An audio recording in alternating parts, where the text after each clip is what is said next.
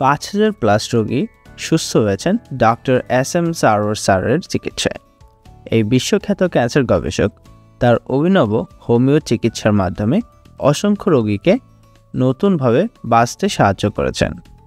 যে রোগীরা একসময় বাঁচার আশা হারিয়ে ফেলেছিলেন তারা আজ সম্পূর্ণ সুস্থ জীবনযাপন করছেন। ডক্টর সারোয়ার স্যারের গবেষণা ভিত্তিক চিকিৎসা কঠিনতম ক্যান্সারকেও পরাজিত করেছেন। সুতরাং সিরিয়াল দেওয়ার জন্য আজই যোগাযোগ করুন নিচে দেওয়া নাম্বারে।